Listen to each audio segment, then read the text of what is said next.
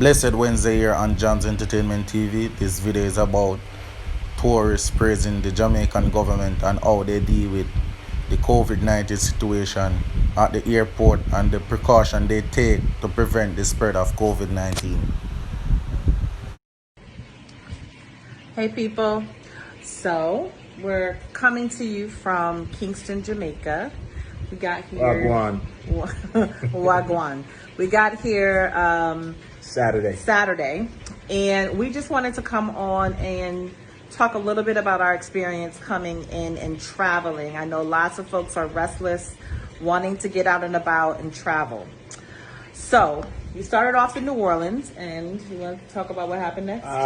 New Orleans to Miami and Miami to Montego Bay. When we arrived in Jamaica, I think there was a little bit of a backlog because 3 planes landed at the same time. But as you exited the plane, they had everyone lined up. You had medical personnel in masks and face shields, full PPE, taking temperatures, escorting people to the bathroom as they knew it may be a little bit of a wait. So they were pulling people out of line, which was very thoughtful. But as you kind of moved through the line and they were taking your temperature, you kind of started to see the assessment process of what was happening. By the time we got to the first kind of checkpoint, hand sanitizer, and the first part of the screening process, you were escorted to a table where they took your information, which your information was already in the system because you had to fill out a form to get authorization to come into the country. 3 days in advance of travel. 3 days in advance of travel. Which somebody forgot to do. Yeah, she forgot to do it. And we almost got left. We ain't gonna talk about that. That was her. That was her, right? So after that, they pulled up your information in the system, verified all of your information, kind of did a reiteration of what was on the document, kind of let you know what the procedures were in terms of quarantining when entering in the country.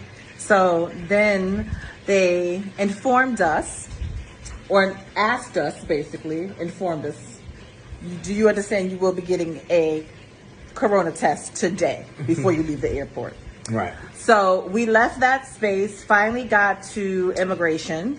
So we gave our immigration documents and then moved on to customs. Meanwhile, every 5 to 10 feet, someone is spraying you with hand sanitizer.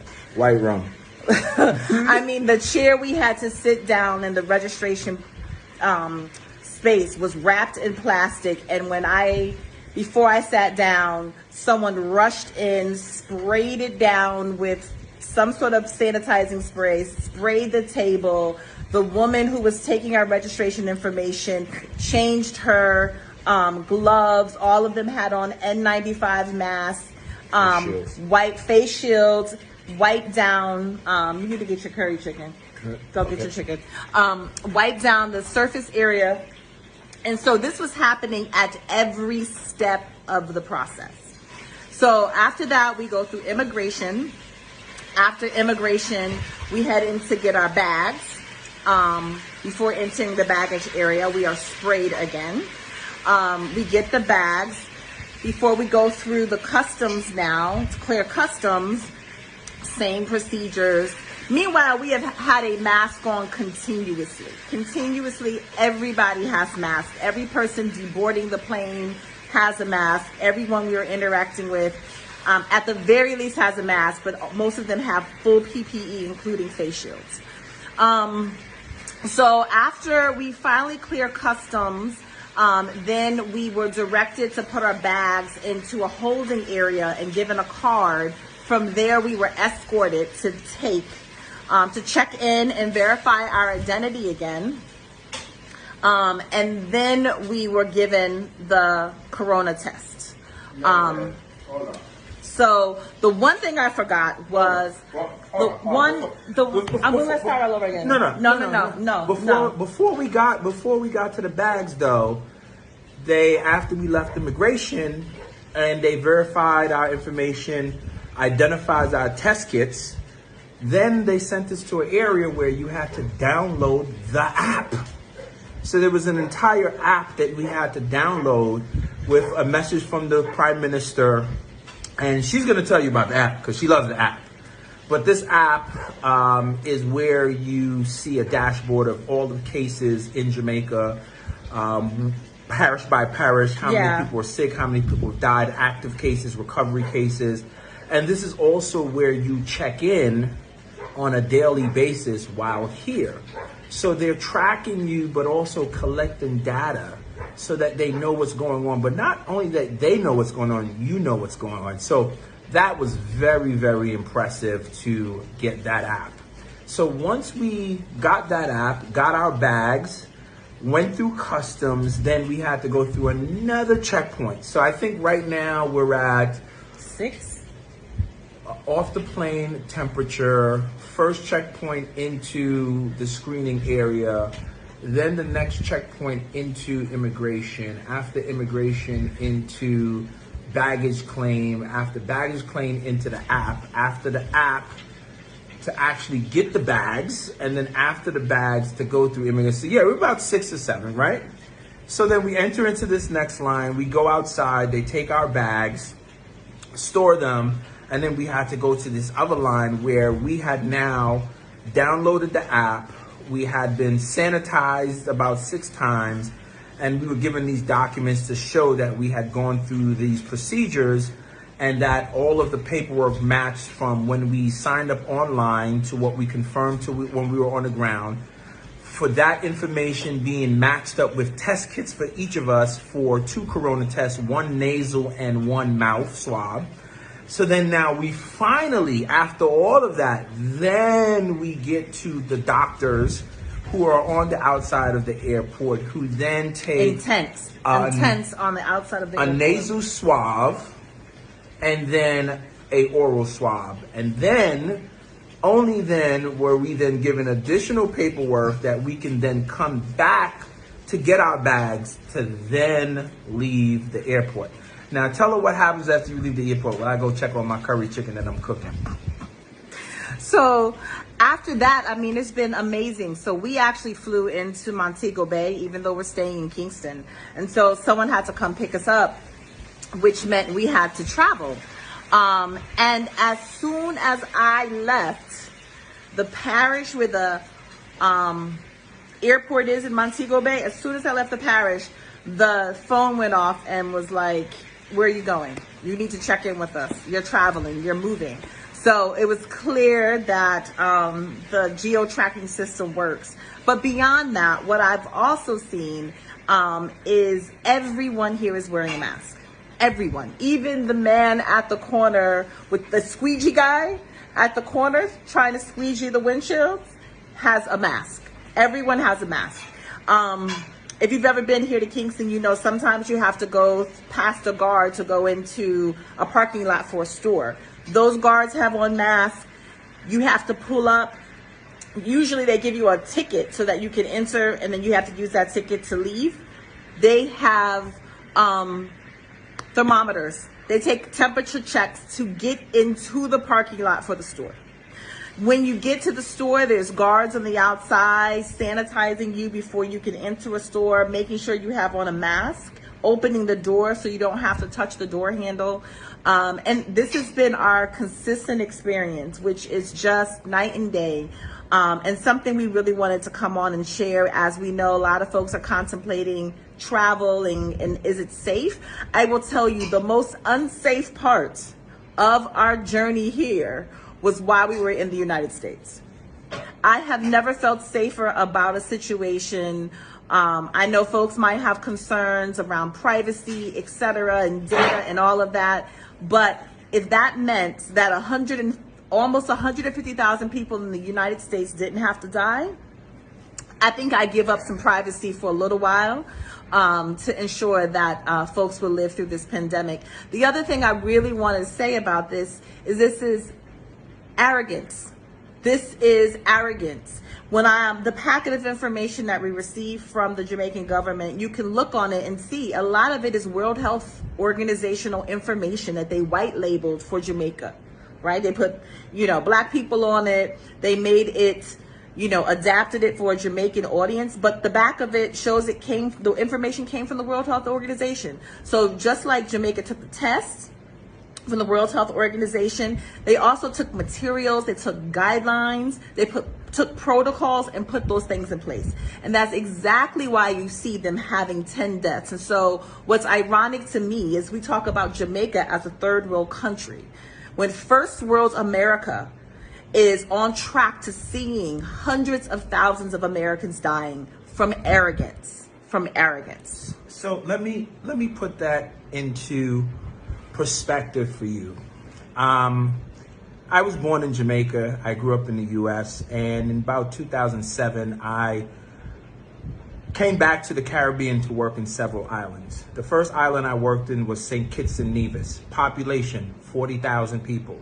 That means the entire island in St. Kitts and Nevis would be dead twice over, 3 times over, based on the count in the U.S.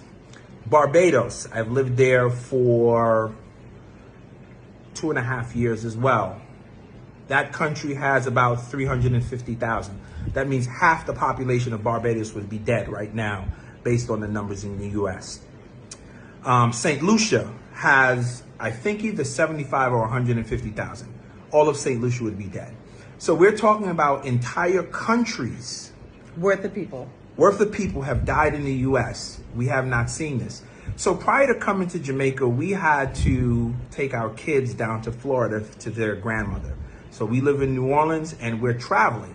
So as we traveled through Mississippi, Alabama, Florida, and we had to stop, I thought I was in the Twilight Zone because it was like nothing had ever happened. No one was wearing masks, people were out. Everyone was just like, okay, great, And so it's very sobering to come home, and I'm very proud to kind of see how our government, the Jamaican government, is handling this. And as Takima said, nothing about their response has been quote unquote third world or developing nation. It's been a first world effort. And if we had even half the intentionality of what they had, think about what happened when our American citizens were coming back to the US and just stuck in the airport. Nothing was done to kind of see where they were at, how to screen them, how to properly figure out where they're going and if they were infected. It's just a shame. It's just a shame. So anyway, we recorded this because we want this to be shared, especially amongst Black folks. Don't let folks tell you that our countries are inferior. We are the most intelligent people, and this is an example of putting Black intelligence to work to make sure Black people live and thrive. So just want to share this. Please share this, especially those of you who are considering travel. I recommend you find out if you want to travel, if they have things like this in place. I feel 1,000 times safer being here. In many ways, I'm counting the days so my children are, join us here because we are so much more safe here than we ever were back in the States. So anyway, I hope this helps y'all. Leah Thayer? Yes, so that part of the video was about the tourists praising the Jamaican government and the precaution that they took to prevent the spread of COVID-19. So guys, this part of the video now is about some random videos. So guys, please like, comment, share and subscribe. Murder anyone? But Twiggy done, man. Went from scamming to 9 to 5 until standing the youths. Them me used to bang with, said Twiggy me still the panic. Think me crazy, can't even try understand me one more why me left the game with the money and choose the farming. But when me get my first starter, then me say family, then after that me get me other data, me even plan it. God damn it, can't stand it because the chronic ain't making me feel calm no more. Evil and demonic and it's like me gone in a panic because me now make no money and me torment and strap with tools like a mechanic. Regardless of talking, me know them harmless. Them fear me lyrics, melody, me flow them cardless. To all who know me, me make a promise. From ranks to the riches, trenches and the ditches, to one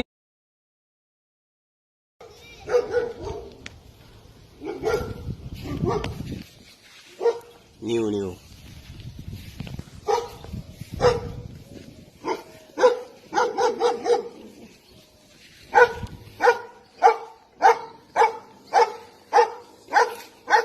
Different. Nobody's driving. Drive, BG.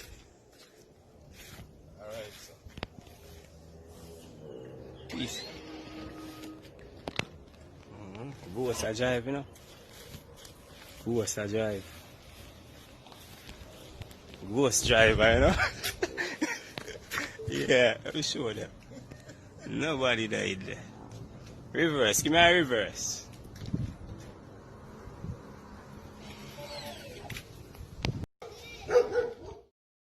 No, I am persakan medium. I am persakan medium. No, I am persakan medium. I am persakan medium. Mr. Porker calling you from the Megalomania State, and I calling you pretending to tell you that you're the lucky one who know 55,000, okay? How do you feel right now? I'm feeling great. What do you say? How do you feel? Hey, Jumper, Almighty Christ, what you feel now? Yeah, so Mr. Porker on the line. I got the $50,000 on the line.